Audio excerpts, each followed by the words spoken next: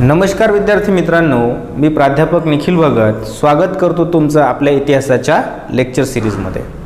मित्रांनो, आतापर्यंत आपण पाहिलं का 3 कर्नाटक युद्ध कसे झाले आणि या 3 कर्नाटक युद्धामध्ये इंग्रजच का जिंकले याचे कारण सुद्धा आपण पाहिले। आता आपण पाहू का ईस्ट इंडिया कंपनीबद्दल। इंग्रज हे भारतामध्ये व्यापारी म्हणून आले आणि भारताचे राज्यकर्ते झाले। काय झाले? व्यापारी म्हणून आले आणि काय झाले? राज्यकर्ते झाले। भारतामध्ये एवढे मोठे मोठे राजे होते, तेवढ्या मोठ्या मोठ्या राजांना इंग्रजांनी हरवलं आणि काय केलं? स्वतःचं साम्राज्य निर्माण केलं, आपल्या देशावर त्यांनी राज्य केलं। तर आपले एवढे मोठे मोठे राजे त्यांना का बरं हारले? आपल्या भारतातले मोठे मोठे राजे त्यांना का बरं हारले आणि इंग्रजांनी आपल्या साम्राज्याचा विस्तार कसा केला याचे आपण आज कारण पाहू। बघा, आपण आपल्या टॉपिकला सुरुवात करू। बघा, पहिला आहे की भारतात ब्रिटिश साम्राज्याचे स्थापनेचे कारण। आपल्या टॉपिकचं नाव आहे की भारतात ब्रिटिश साम्राज्याच्या स्थापनेचे कारण। मग काय कारण आहे त्यातलं? पहिलं कारण आहे त्याच्यामध्ये ईस्ट इंडिया कंपनी हे व्यापारी कंपनी होती।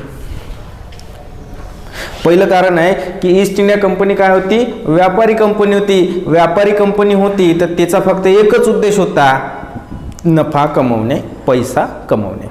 ठीक आहे ना? ईस्ट इंडिया कंपनी हे व्यापारी कंपनी आहे म्हणून तिचा उद्देश काय आहे? नफा कमवणे, पैसा कमवणे। मग हा पैसा कसा कमवायचा? तर त्याचे 2 गोष्टीतून त्यांना पैसा मिळत होता। एक म्हणजे व्यापारातून आणि दुसरं म्हणजे साम्राज्य विस्ताराच्या माध्यमातून। एक म्हणून कसा? एक म्हणजे व्यापारातून आणि दुसरा म्हणजे साम्राज्य विस्ताराच्या माध्यमातून। व्यापारातून म्हणजे काय? भारतामध्ये आले, दुकान लावलं, दुकानाचा माल त्यांचा सेल झाला, सेलमधून जो काही पैसा आला हा झाला त्यांचा व्यापार। व्यापारातून तर पैसा कमवला। आता साम्राज्य विस्ताराच्या माध्यमातून हे कसा का पैसा कमवत होते? बघा की इंग्रजांचा छोटे छोटे जे काही अगोदरचे राजे होते त्यांच्यासोबत लढाई झाली। मग एखाद्या राजासोबत जर लढाई झाली तर इंग्रज काय करायचे? बघा, पहिले काय करायचे? इंग्रज समजा एखादी राजा जर त्यांच्यासोबत हारला, त्या टाइमात एखादी राजा जर इंग्रजासोबत हारला तर त्या हरल्यानंतर त्याचं वाली पहिले काम करायचं। स्टेप 1 काय करायचे? इंग्रज एखादी भारतीय राजा जर इंग्रजासोबत लढाईमध्ये हारला तर पहिले काम करायचे। स्टेप 1 काय करायचे? त्याचं राज्य विलीन करायचं नाही। काय करायचं नाही? विलीन करायचं नाही। तर काय करायचं? त्याच्याकडून मोठी काय करायची? त्याच्याकडून खूप मोठी किंमत रक्कम वसूल करायची। लक्षात आलं का? साम्राज्य विस्ताराच्या माध्यमातून पैसा कसा कमवला? का जर एखादी भारतीय राजा जर इंग्रजासोबत हारला, लढाईमध्ये जर हारला तर त्याचं साम्राज्य विलीन करून घ्यायचं नाही, त्याच्याकडून भली मोठी रक्कम काय करायची? वसूल करून घ्यायची। मग आता 2 जणांचा विचार करू की समजा हा राजा आहे आणि हा इंग्रज आहे। हा राजा आहे आणि हे इंग्रज आहे। या राजाकडून भली मोठी रक्कम यांनी वसूल केली, हे स्ट्रॉंग झाले आणि हे आर्थिक काय झाला? कमजोर झाला। राजा काय झाला? आर्थिक कमजोर झाला।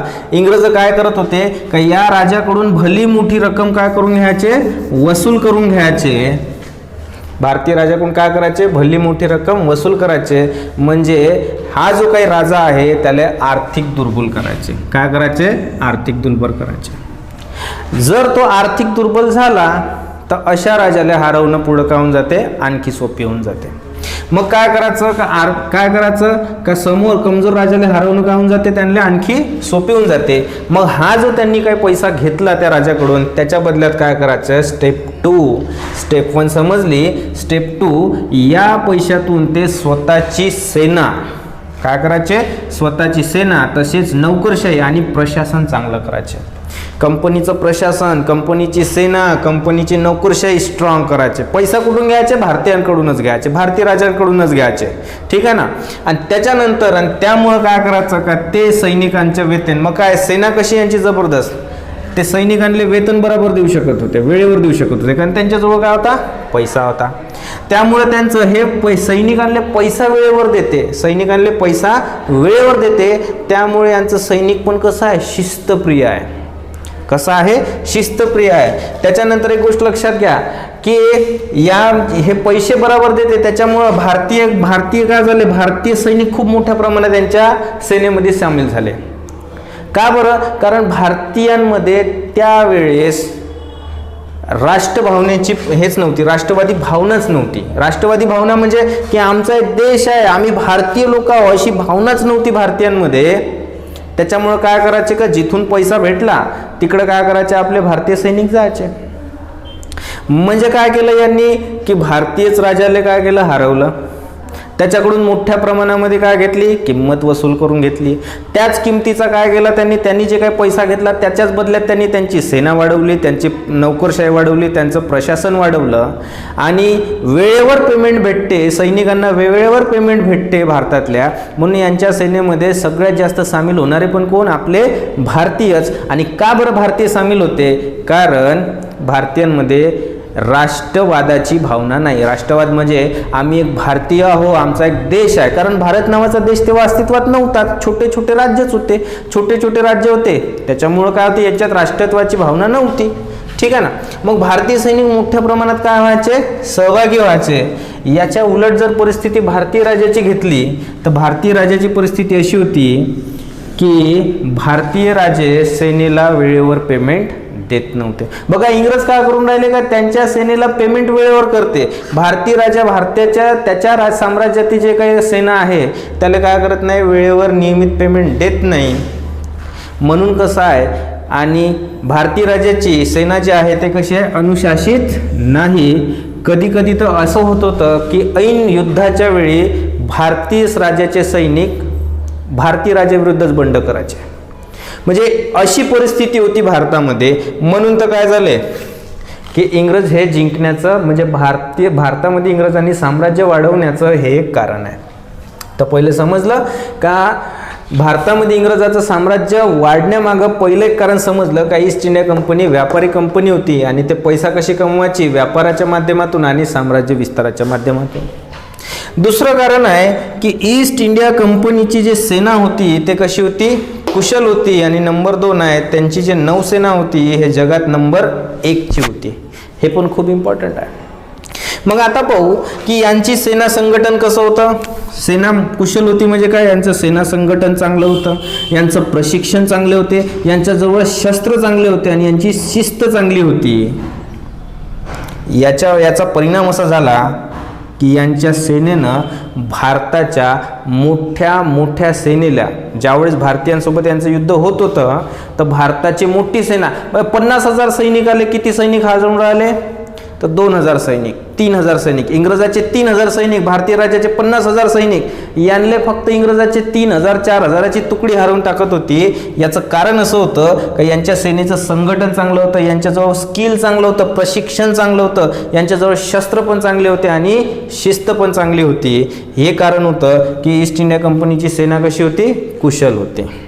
ठीक आहे. आणि समजा कधी हे जमिनीवर हारलेच तर कुठं उठून पळायचे, समुद्रात उठून पळायचे.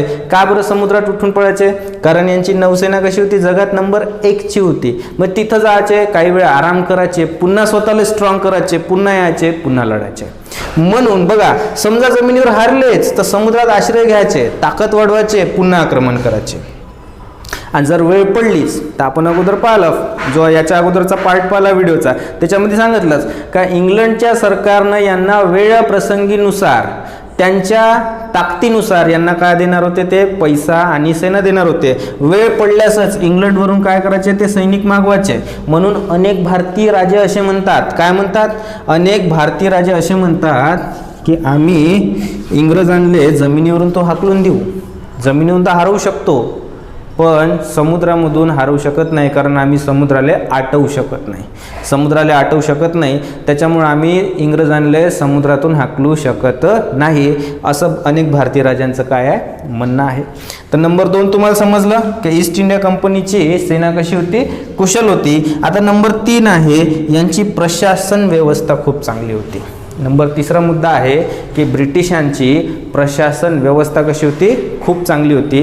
प्रशासन व्यवस्था चांगली होती म्हणजे नेमकं काय होतं बघा, यांचे जे काही प्रशासन होतं भारतामधलं. भारतामध्ये कसं होतं, भारतामध्ये टॉप लेवलवर राहायचा गव्हर्नर जनरल सर्वोच्च लेवलला, त्याच्या खाली प्रांत होते, प्रांतामध्ये राहायचे गव्हर्नर्स, प्रांतामध्ये काय होते, गव्हर्नर्स होते, त्याच्या खाली जर आपण पाहिलं तर ICS अधिकारी होते. आणि हे सगळे जण जे निवडले जात होते हे योग्यतेच्या आधारावर यांची परीक्षा घेऊन यांचं पारखून यांना काय केलं जात होतं, प्रशासनामध्ये घेतलं जात होतं. जर तुमच्यात योग्यता आहे तर तुम्ही गव्हर्नर बनण्याच्या लायकीचे आहे, गव्हर्नर जनरल बनण्याच्या लायकीचे आहे, ICS बनण्याचे अधिकार आहे, म्हणजे लायकीचे आहे.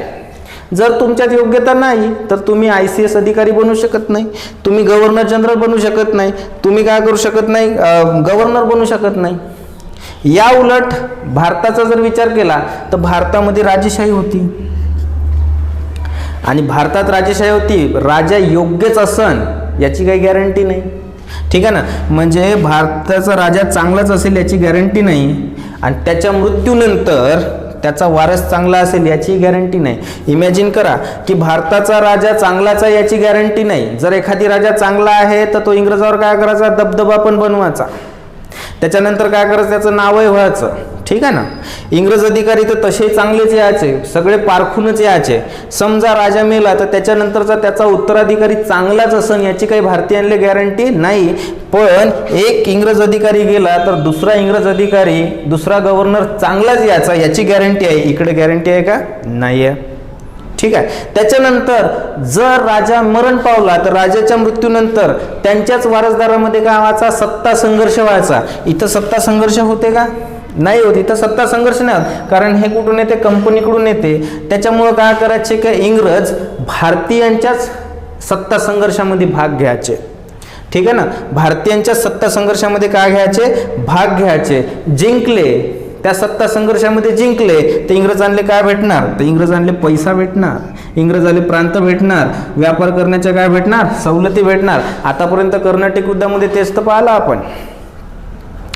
ठीक आहे ना, कशा पद्धतीने नसीर जंगाची बाजू घेतली, कशा पद्धतीने चंदासाहेबाची बाजू घेतली. ठीक आहे ना, हेच तर पाहिलं ना आपण. ठीक आहे ना, तर या सगळ्या गोष्टी आहे. त्याच्यानंतर मग इंग्रजाची नोकरशाही, प्रशासन, कर पद्धती वगैरे चांगली होती, त्याच्यामुळं काय यांची सत्ता टिकली. हेच भारतामध्ये काय होते, कमतरता होती की भारतीयांची नोकरशाही चांगली नव्हती, प्रशासन चांगली नव्हती, टॅक्स सिस्टम चांगली नव्हती, म्हणून भारताचे जे काही राजे आहे ते काय करत गेले, कोलॅप्स झाले. इंग्रज एक साईडनं काय होऊन राहिले, ताकदवर होऊन राहिले. त्याच्यानंतर नंबर 4था मुद्दा आपल्याला सांगता येईल की इंग्रजांची भारतीयांबद्दलची रणनीती चांगली होती. मग आता रणनीती चांगली होती म्हणजे नेमकं कशी काय रणनीती चांगली होती बघा. नंबर 1 आहे की त्यांनी एक राज्य जिंकत जाऊन भारताला जिंकलं. भारतात अनेक क्षेत्रीय राज्य होते, प्रत्येक क्षेत्रामध्ये एक राजा होता. एवढे सोबत एका वेळेस त्यांनी भांडण केलं नाही. तर पहिले एक राजा, तो जिंकल्यानंतर मग दुसरं राज्य, ते जिंकल्यानंतर मग तिसरं राज्य, असे स्टेप बाय स्टेप करत एकानंतर एक असं काय करत गेले, ते भारतीयांना जिंकत गेले. सुरुवातीला त्यांचा क्रम तर आपल्याला माहित आहे की सुरुवातीला काय केलं त्यांनी, युरोपियन कंपन्यांना जिंकलं. मग सुरुवातीला युरोपियन कंपन्या, ज्यावेळेस आपल्याला माहित आहे की नंबर 1 वर पोर्तुगीज आले, नंबर 2 वर डच आले, नंबर 3 वर ब्रिटिश आले, नंबर 4 वर डॅनिश डच आले, त्याच्यानंतर आले फ्रेंच. पहिले जे त्यांची कॉम्पिटिशन झाली ते या व्यापारी कंपन्यासोबतच झाली. मग पहिले यांच्यामध्ये ते काय ठरले, विजेते ठरले, यांच्यात ठरले विजेते. पण त्यांचं जे ठिकाण होतं ते कुठपर्यंत होतं, त्यांचे व्यापारी केंद्र भारताच्या किनारी भागामध्येच त्यांचे व्यापारी केंद्र होते. आतमध्ये होते का, नाही. आतमध्ये त्यांना आता येणं सुरुवात होईल. ठीक आहे, मग कशा आतमध्ये आले, सुरुवातीला त्यांनी आपलं प्रदर्शन करण्याचा प्रयत्न केला. म्हणजे उदाहरण सांगता येईल की 1686 मध्ये हे शिकवलं आहे मी तुम्हाला इंग्रजांच्या ईस्ट इंडिया कंपनीच्या स्थापनेच्या पार्टमध्ये. तर त्याच्यामध्ये बघा की औरंगजेबाच्या काळामध्ये त्यांनी एकदा बंड केलं, त्याच्यामध्ये ते हरले, हरल्यानंतर मग ते शांत झाले. ठीक आहे ना, काही काळ त्यांनी वाट पाहिली, योग्य वेळेची वाट पाहिली, आणि योग्य वेळ त्यांना भेटली. केव्हा भेटली योग्य वेळ, की ज्या वेळेस औरंगजेबाचा मृत्यू झाला. ज्या वेळेस औरंगजेबाचा मृत्यू झाला त्याच्यानंतर औरंगजेबाच्या याच्यामध्ये, मुघल याच्यामध्ये जे औरंगजेबानंतर येणारे शासक आहेत ते निघाले दुर्बल. आता दुर्बल का बरं निघाले, औरंगजेब एवढा जबरदस्त शासक आणि त्याच्यानंतर त्याची जी वंशावळ आहे ते दुर्बल का निघले, तर बघा, औरंगजेबानं काय केलं की सत्तेसाठी त्याच्या वडिलाला म्हणजे त्याच्या बापाला आणि त्याच्या भावांना मारून टाकलं. हे औरंगजेबानं केलं. म्हणून औरंगजेबालाही अशी भीती होती की माझे पोरं सुद्धा सत्तेसाठी मला मारू शकते. त्याच्यामुळं औरंगजेबाने काम केलं का त्याच्या पोरांले एक व्यवस्थित सत्ताधीश बनूच दिलं नाही, त्यांना दुसऱ्याच गोष्टीत अय्याशीमध्येच राहू दिलं. त्याच्यामुळे औरंगजेबानंतर जे येणारे शासक आहे ते झाले दुर्बल, ते पॉवरफुल निघले नाही, ते कसे निघाले, दुर्बल निघले, नालायक निघाले. आणि याचाच फायदा कोण घेतला, इंग्रजांना घेणार. ठीक आहे. आता इंग्रज याचा फायदा कसा घेईन की ज्या वेळेस औरंगजेब मरण पावला त्याचे शासक जे त्याच्यानंतरचे जे शासक आहेत ते कसे निघाले, दुर्बल निघाले. आणि त्याच टायमात 1739 मध्ये नदीरशहाचं वगैरे आक्रमण झालं आणि भारतातल्या प्रत्येकाला माहीत पडलं का हे जे काही मोगल शासक आहे हे कसे आहे, कमजोर आहे. आणि जेव्हा तुम्ही कमजोर राहता ना तर बाकीचे लोक काय करते, तुमच्यावर प्रेशर बनवण्याचं काम करते. तसंच झालं. म्हणजे काय झालं की नदीरशहाच्या आक्रमणामुळे भारतातले जे काही त्यांचे सरदार होते त्यांना माहीत पडलं का अरे आपल्या जो वरचा आहे तो कसा आहे, म्हणजे जे आपले शासक आहे ते कसे आहे, कमजोर आहे. तर यांनी स्वतःला काय करणं चालू केलं, यांनी क्षेत्रीय सत्ता अस्तित्वाला सुरुवात केली. म्हणजे स्वतः शासन करणं चालू केलं.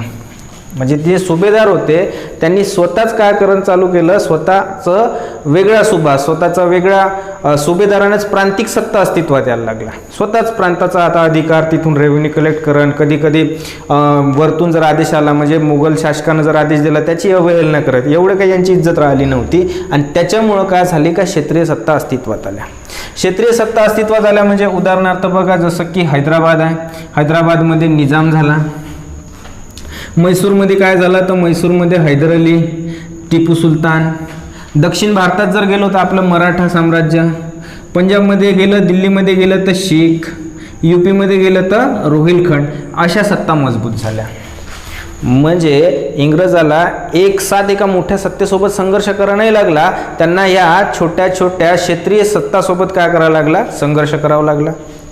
मग आता यांच्यासोबत संघर्ष करायचा आहे तर यांना कसं जिंकलं, स्टेप बाय स्टेप जिंकलं. पहिले प्लाशी, मग बक्सारची लढाई, त्याच्यानंतर मग मराठे, त्याच्यानंतर म्हैसूर, असं करत करत करत करत काय ते जिंकत गेले. ठीक आहे ना. त्याच्यानंतर मग एक गोष्ट झाली की यांनी शक्तीचं, 5वा पॉईंट लक्षात घ्या, 5वा पॉईंट आहे शक्तीचं संतुलन स्वतःकडे ठेवलं.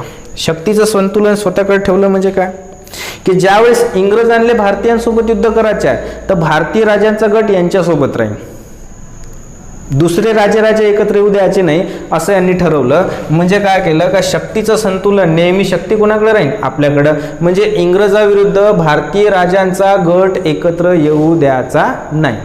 भले भारतीय राजांच्या विरुद्ध लढताना इंग्रज काहीतरी भारतीय राजांचा एक वेगळा गट बनवणार, पण इंग्रजांच्या विरुद्ध भारतीय राजांचा गट एकत्र येऊ द्यायचा नाही.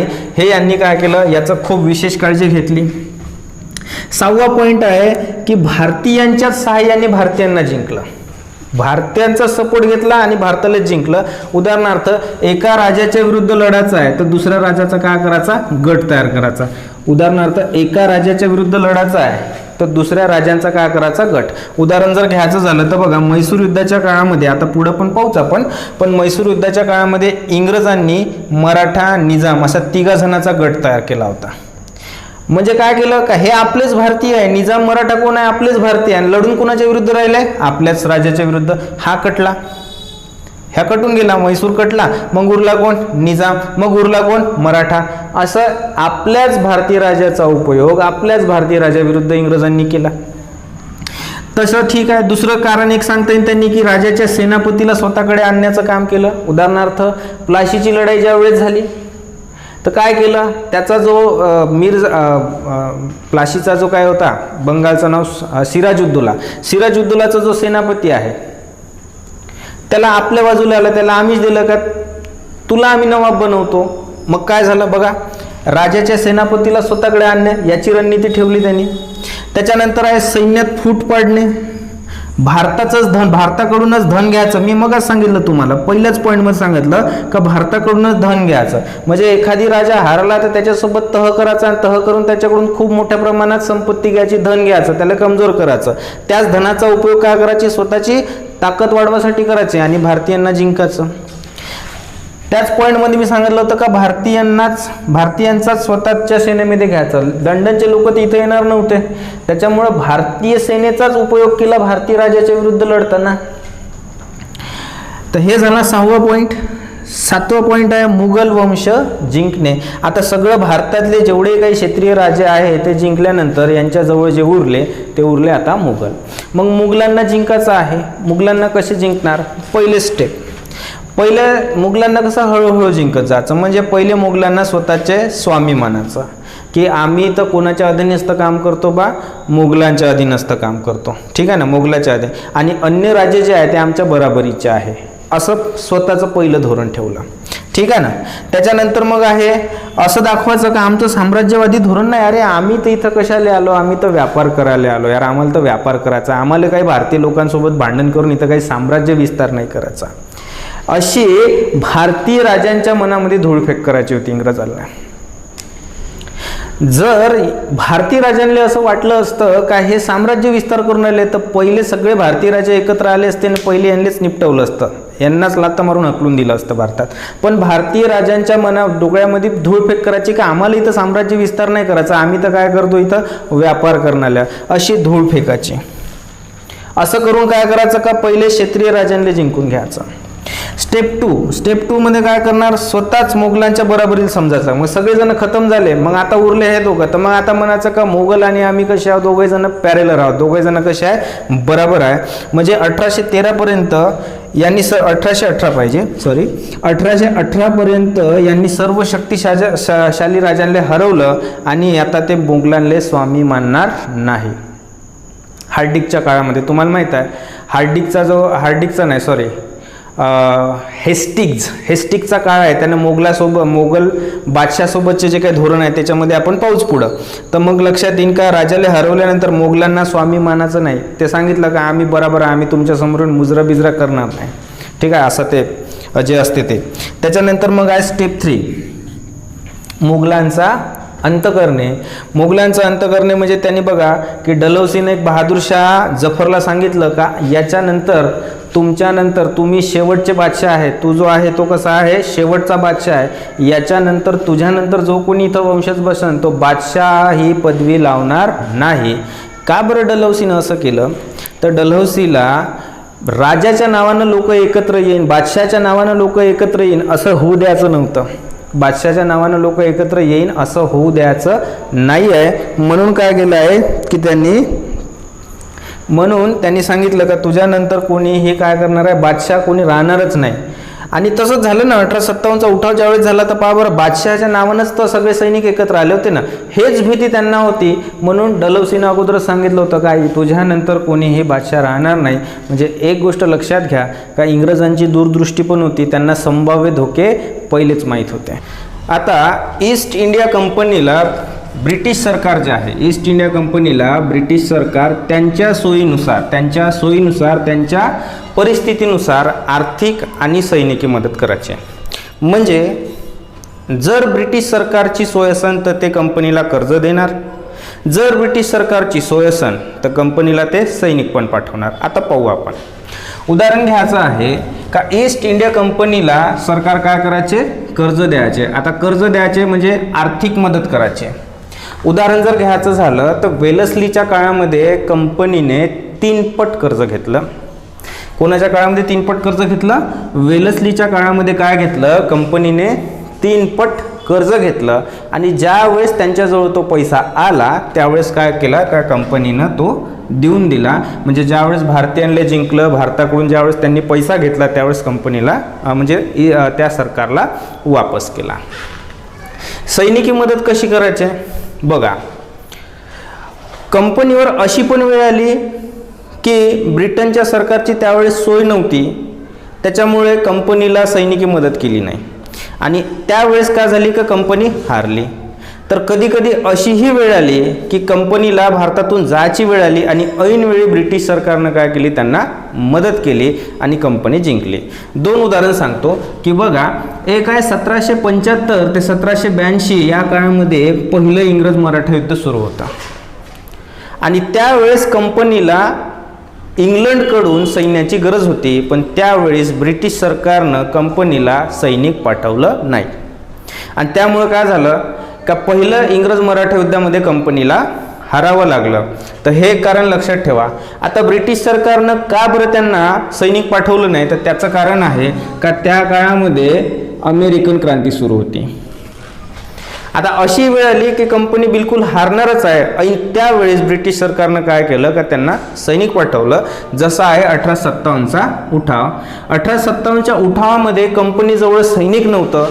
जवळपास 8 महिने कसेबसे त्यांनी तग धरली आणि आता त्यांना भारतातून जावं लागणार, ते हारणार.